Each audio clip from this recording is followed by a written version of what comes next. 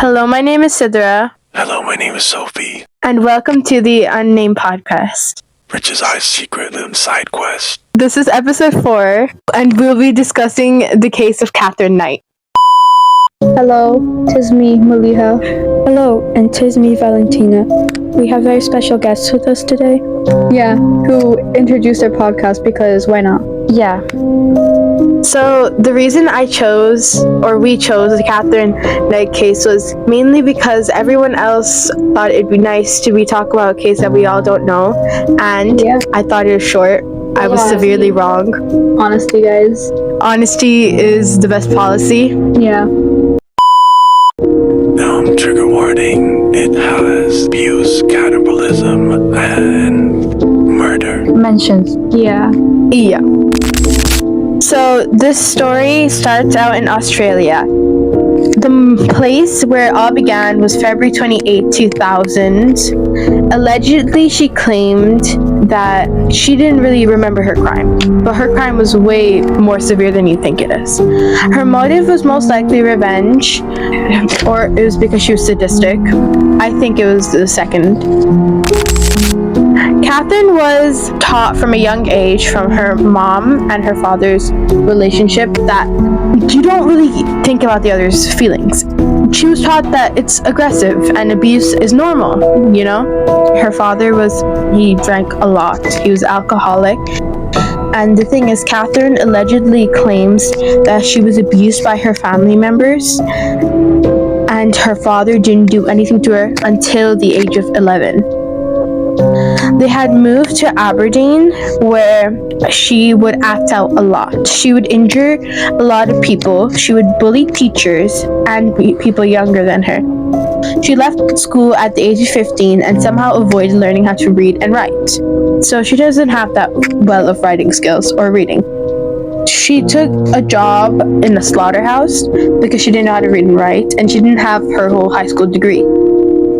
In this, where she moves up the ranks really quickly because she was good with knives and cutting away all of the stuff. So yeah.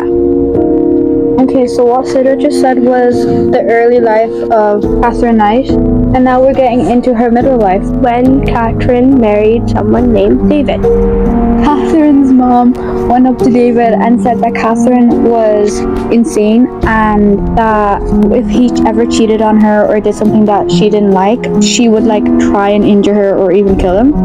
So he still went on marrying her, and then later on Katherine would abuse David. For example, she would hit him with a frying pan and fracture his skull. She hit him with a frying pan and he left to the neighbor's house and he just collapsed there. And I think he woke up in the hospital with a fractured skull, but he still didn't leave. He went back because Katherine convinced him to come back. And then she got pregnant with David's child. So David left Katherine, and then she got mad and left the baby on the railway tracks, knowing that a train was about to come. Oh yeah, so she went into a shop to buy an axe, and then people saved the baby because they saw the baby on the railway tracks. Then David escaped to Queenside in attempts to leave her, and she went on a whole fit of how she was going to kill him. So she got one of her butcher knives from her job and she tried to find him. She did not succeed, thankfully, and so she meets another David in her life. And they had a second daughter. He treated the first daughter that was on the train tracks, her name is Melissa, equally, I'd say. I'm not so sure, but he stayed in their lives for 4 years before he left Katherine. Okay, and with this other David, Katherine, she wanted to show him what she would do to him if he cheated on her. So she slit his dog's throat in front of him.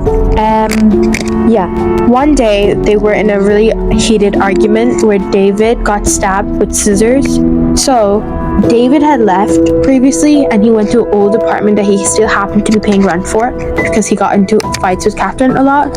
When he returned home, he wanted to see his children, his daughter. He wanted to be with her. He wanted to be in her life still. But he found out that Katherine had gotten a restraining order and she had said, "Oh, I'm scared of him. I feel like he'll hurt me." So now she finds another man, John, who she had a son with. But this John was very lucky. He got away and he was safe. now the fourth man, Jonathan Charles Thomas Price. He's already in a marriage at the time, so basically he is having an affair with Katherine. He has 3 kids from his marriage, and his wife discovers him and they just get a divorce. Now the 3 kids live with Katherine Knight. She was the ideal woman for the first time. Even the kids loved her. They said she was so nice and sweet. So the way Price would describe his life was a bunch of roses. His life was a bunch of roses, and he felt really happy. And another thing is that he was aware of Katherine Knight's violent tendencies. He knew that she could be very violent and she could kill him, but he still got into a relationship. So now they're married and they get into a fight. This fight is really heated and Katherine's really upset. Katherine knows that Price had stolen some items from his job. Even though these items were really old and it's been a few years and they were past their expiry, she sends pictures of these items to his job and she gets him fired. John Price is really upset, so they break up, and he just didn't want to be around her, but he still gets back with her. I'm not sure of the reason. Now, John didn't want to live with her full time, meaning she didn't sleep in his home all the time. So they had separate homes. The fights got worse and increasingly dangerous, and to the point that friends didn't even want to be over at Price's place or with him. Yeah, Katherine regularly physically assaulted Price, She was, as you know, very abusive. and Price began to be scared of Katherine. Price decided to do a restraining order against her he was working on, and he decided to kick her out. But as we know, we should not mess with Katherine.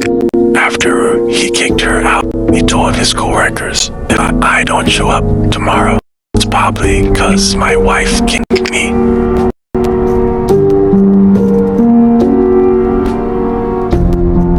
He didn't want to go home, but he was scared what she would do to his kids. So he went back. He decided to sleep.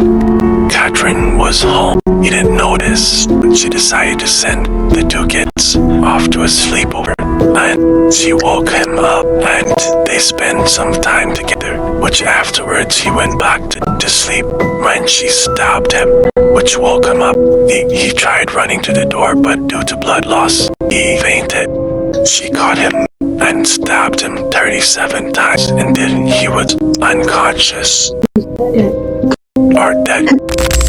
Okay, then Katherine went out and got $1,000 from Price's bank account. And when she came back, she was like, she skinned Price and cooked him. Oh yeah, so she like chopped off his head and ears and nose and mouth, and she cooked it in like potatoes and vegetables and everything, and tried to make it like a really nice meal. And she laid it out in like plates for her kids and herself. And so she wrote like little notes underneath the plate so that like she would know which body parts each kid got. We think so anyways. And she sat down to eat it, but she couldn't. Like, she said that she took 1 bite but then threw it away, but that's like, we don't know how true that is. She went to her dead husband's body and positioned him and then put alcohol next to him so that he looked like he was like drunk and everything, but he wasn't. And then she took sleeping pills and went to sleep. And then the next day the co-workers were like really scared for him because like he didn't come to work, and the day before he was saying like that something bad would happen if he didn't go to work that day. And so the boss, or like the manager, sent over a co-worker to his house, and they saw a pool of blood coming out from the door. So they called the police, and the police broke open the door, and instantly they smelled like a foul smell. They went into, I think it was a living room, and they saw Price's dead body there, like sitting, and the meal was still on the dinner table, I'm pretty sure. And they saw like Katherine just asleep. Like, Katherine was still alive, and when she woke up, she was saying that like she didn't do anything wrong and she doesn't remember anything. And she also wrote a letter saying that she did it as revenge as revenge towards Price for some things he did, but like the accusations were very nameless. I mean, not nameless, baseless. But she had no proof for them. Yeah, and all this time, Catherine was pleading innocent and saying she had pretending she had amnesia, but we don't really know if that was actually true. And she also had BPD. Yeah, a psychiatrist discovered later on that Catherine had suffered with BPD. Okay, so she also hung butcher knives over her bed. Yeah. It was like some weird obsession just because like her old job gave it to her. Yeah, she loved like cutting stuff. And she might have like needed the knives. Yeah. So she had it prepared. So she hid them in the room to murder. Oh, one thing. Since she had BPD, they realized that she would have remembered what she did. And she would have been aware of how wrong it was. So she wasn't unaware of the consequences or the morality of her actions. Yeah. So, but I mean, yeah, and then she's the first Australian woman to end up in a life sentence in jail. Yeah. So that's like, well, that's not good, but like that's Like with no possibility of parole though. yeah. And it's kind of sick how she just did. It's really sick how she committed the murder. She said, "Oh, I didn't know that. I didn't know." And to this day, she believes that she is innocent, and she always tells everyone in jail that, "Oh, I'm innocent. I was wrongly convicted." However, for one time, the day they captured her, she was pleading innocent. But the next day, she was saying, for the second time she was going into court, she just changed her mind suddenly and said she was guilty. And then she was sentenced to life in jail. Yeah. But then after that, her mindset changed completely, and she just remained saying that she was innocent. And the thing is, her life in jail was really different to how she acts. How she acted outside of it. Her life in jail, she was known as the sweet old woman who broke up fights, who told girls not to stray from each other, and she was called Nana. And the jail cellmates of hers would say, "Oh, she was always known as this really kind person. She was the one stopping wrong from happening." Like she's been phrased as aggressive her entire life. Yeah. And in jail, like of all places, jail, because like you'd expect jail for inmates to like be more aggressive as like to survive jail, but like she has no aggression in her in jail. We're not saying that that's bad. That's wonderful that she changed as a person. However, it's really sad that her whole life was spent aggressively. Yeah. But I mean, a lot of it is influenced from her early life. Yeah, like her childhood was. It could be that she was diagnosed psychiatrically for having BPD. Yeah. So they could have like given her some medication that caused her not to, but still, it wouldn't like end her borderline personality disorder. True, because she could have been more stable. Yeah, and that's good because now maybe she's improving her life, although in jail.